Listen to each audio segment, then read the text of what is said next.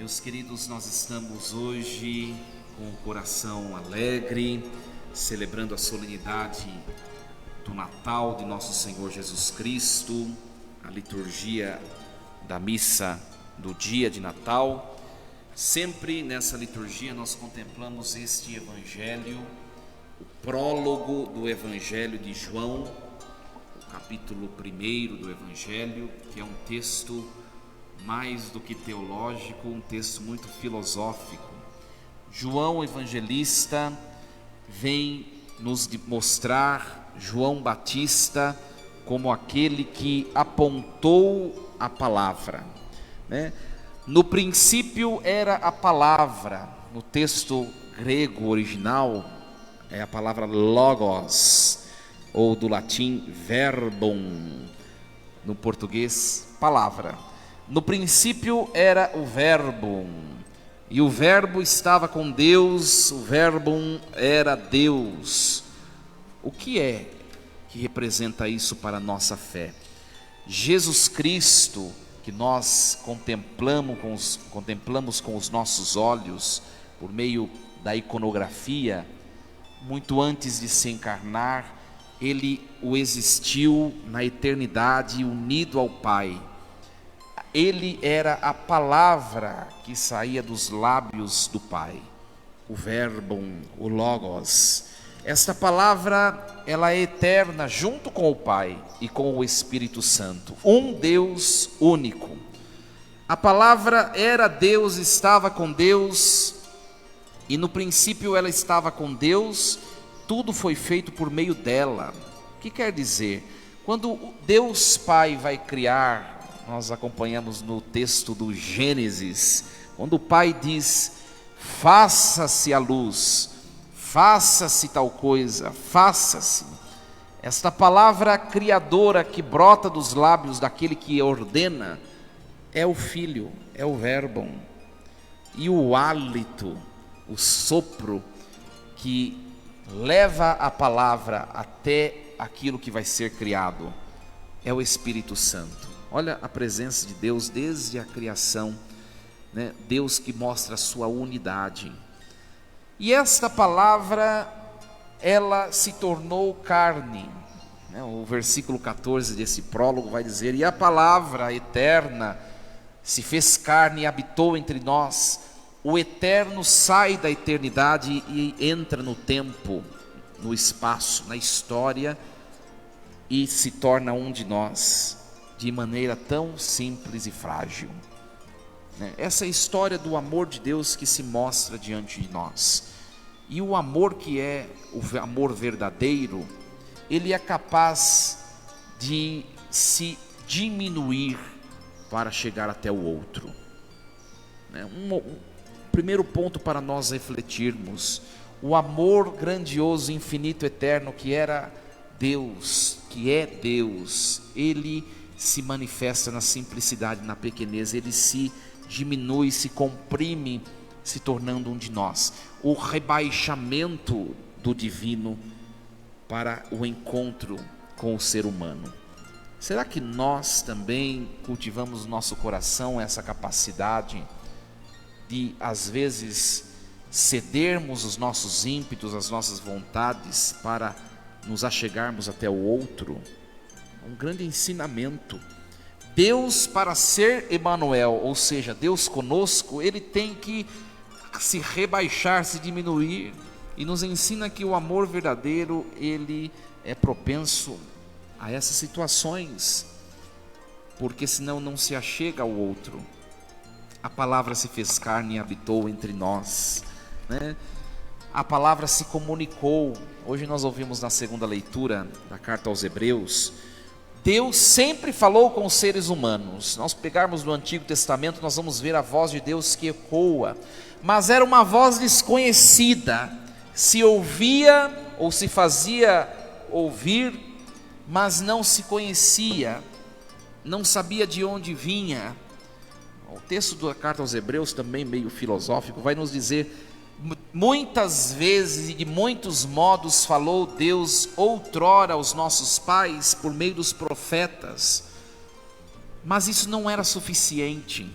E aí o texto continua: nestes dias que são os últimos, Ele nos falou por meio do seu Filho, a quem Ele constituiu herdeiro de todas as coisas, e pelo qual também Ele criou o universo. Então, uma coisa a mais, além de Ele se aproximar para nos tocar, Ele quer se mostrar, deixar-se conhecer, para ser conhecido por nós. Nós podemos conhecer o Pai, não com os olhos voltados para Ele, porque ninguém jamais viu a Deus, nos diz o Evangelho de hoje.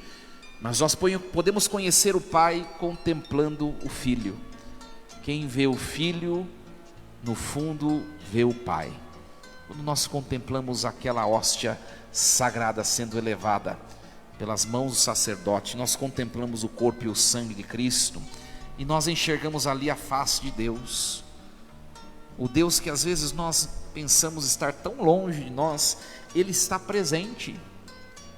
Eu dizia ontem, qualquer ser humano, né, o nosso melhor amigo, os nossos familiares, o nosso cônjuge, qualquer ser humano, até mesmo nossos pais, podem vir um dia a nos abandonar, mas Deus jamais, porque Ele assumiu a nossa natureza para vivê-la.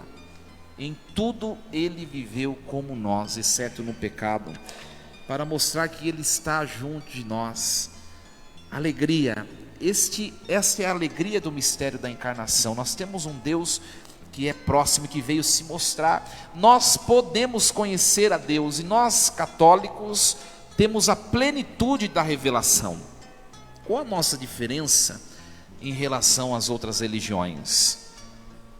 Não é só uma diferença ritual ou cultica ou concernente ao culto, não é só isso. É porque nós temos a plenitude da revelação. Nós temos a totalidade do jeito de conhecer a Deus. Nós conhecemos a Deus integralmente em relação às demais religiões. Não que Deus não se manifeste, se manifesta. Aliás, o Concílio Vaticano II nos diz: nas demais religiões existem as sementes do verbo, mas compreender o que é de fato a verdade, nós conseguimos compreender por sermos partes da Igreja de Cristo.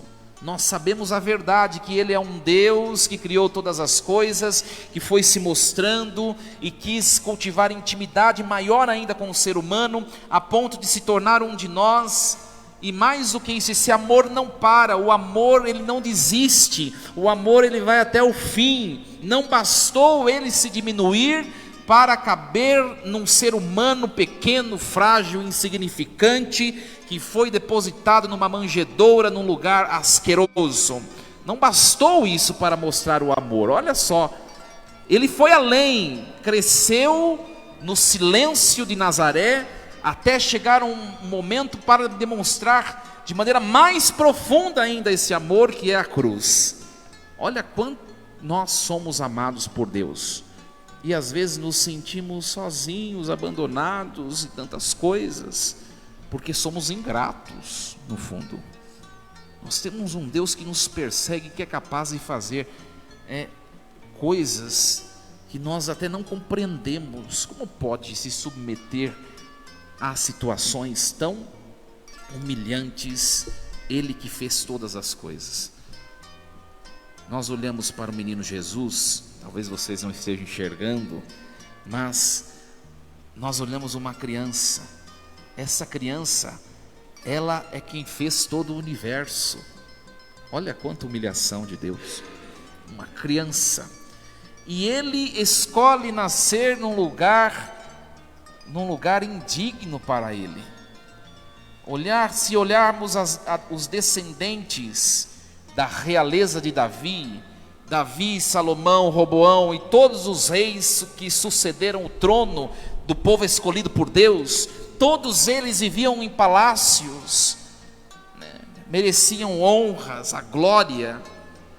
E aquele que é o Rei Supremo, Ele nasce no meio dos animais. Ontem eu dizia, né? Maria e José batendo nas portas das hospedarias e ninguém abria a porta. até o ponto de encontrar um lugar diante dos animais. E ali o parto foi realizado. Nós olhamos os presépios, depois vocês podem olhar o presépio que nós preparamos, e qualquer presépio que você vai contemplar, dá vontade de deitar nele, né? De tão bonito que são confeccionados, a beleza. O presépio original não foi assim. Foi um lugar nojento, foi um lugar asqueroso. Poderia descrever diversos adjetivos que até nos assustariam. Ele vai mostrar o quê? Que nem mesmo esta humilhação tirou a alegria do coração de José e Maria. A palavra se fez carne e habitou entre nós. O fato de Deus habitar no meio de sua mãe, do seu pai, foi motivo da alegria. Nem o cheiro, nem a sujeira, nem a indignidade, nem as portas fechadas das hospedarias puderam apagar a alegria que trazia este menino. Nossa vida também, minha gente. Por tantas situações o inimigo de Deus quer tirar a nossa paz, a nossa alegria. E nós devemos olhar a figura de Maria e José e perceber que a alegria independe do que nos cerca. Depende do que nós cultivamos na nossa interioridade. Pode estar passando pelas piores das tribulações, e Deus ainda pode estar no nosso peito, habitando na nossa alma, e nos conceder a alegria de viver. Eu dizia hoje você vai chegar na sua casa, né? Não sei se você vai almoçar fora, mas você pode não ter preparado nada, e vai chegar na sua casa. Depende de você viver a alegria do Natal. Eu dizia na missa agora há pouco, né? Tem gente que vai comer arroz, feijão e ovo e vai ser muito mais feliz do que nós que temos um banquete. Porque às vezes nós não sabemos viver e buscar a alegria onde ela está. E ele nasce na alma, não é no externo.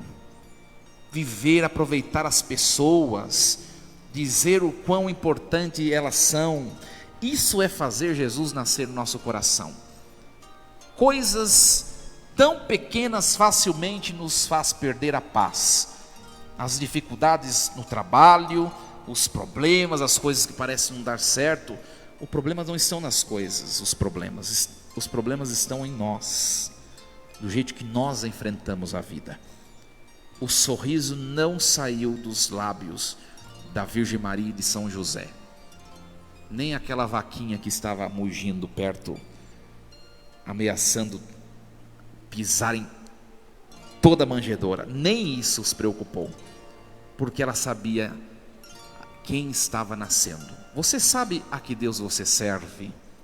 Você sabe que Deus você comunga? Então por que do medo? Por que do desânimo? Ela sabia quem era que estava saindo do seu ventre. Por isso nada a fez desanimar, desistir. Nada fez se entristecer ou ceder à tristeza. Talvez, eu acho que nenhuma mãe idealiza um parto desta maneira. Nenhuma mãe.